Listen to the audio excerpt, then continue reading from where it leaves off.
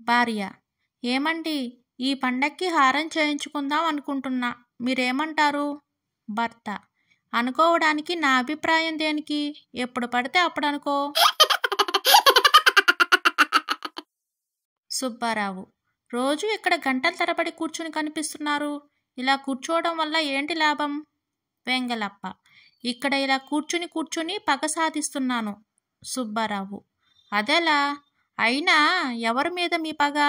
వెంగలప్ప: ఒకప్పుడు కాలం నా జీవితాన్ని నాశనం చేసింది, నేనిప్పుడు కాలాన్ని నాశనం చేస్తున్నా. భార్య కోపంగా: పనికి మాలినవన్నీ గుర్తుంటాయి, నా బర్త్డే మాత్రం గుర్తుండదు, అసలు ఎలా మర్చిపోతున్నావు? హా? భర్త: అయ్యో, నిన్ను చూస్తుంటే వయసు పెరుగుతున్నట్లు అస్సలు తెలియట్లేదు, అలా ఉన్నావు మరి. భార్య పొంగిపోతూ: నిజమా? నీకోసం ఇప్పుడే స్వీట్ చేస్తా. భర్త రిలీఫ్గా తల తడుముకుంటూ: హమ్మయ్యా, సరైన టైంకి సరైన డైలాగ్ గుర్తొచ్చింది, లేకుంటే ఈరోజు ఇత్తడే. భర్త: ఏమోయ్, ఎక్కడున్నావే? భార్య: వరండాకు వంటగదికి మధ్యలో హాల్లో తలుపు పక్కన ఉన్నానండి.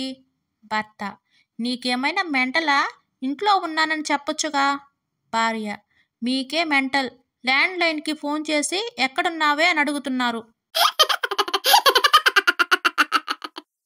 పెళ్లి గురించి ఒక వేదికపై చర్చ జరుగుతుంది.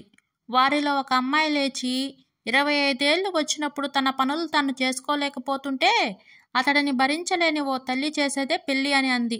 అంతే, హాల్లో 10 నిమిషాలు చప్పట్లు ఆగలేదు. అంతలో అబ్బాయి లేచి 20 ఏళ్ళు పెంచిన తర్వాత పెరిగిపోతున్న అమ్మాయి షాపింగ్ ఖర్చులు భరించలేక తన రిటైర్మెంట్ ఫండ్స్ ఎక్కడ ఖాళీ అవుతాయో అని భయపడి తండ్రి చేసేదే పెళ్ళి అని అన్నాడు. అంతే, గంట వరకు చప్పట్లు ఈలలు ఆగనే లేదు. పరమానందయ్య విదేశాల నుంచి వస్తుండగా శిష్యులు అతని పెద్ద ఫోటో కింద కమింగ్ సూన్ అని రాయించి ఊరంతా పాంప్లెంట్లు అతికించేశారు.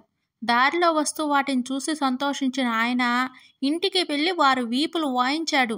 ఇంతకీ వాళ్ళు చేసిందేమిటంటే ఊరంతా అతికిస్తూ పనిలో పనిగా శ్మశానంలో కూడా కమింగ్ సూన్ అని అతికించేశారట.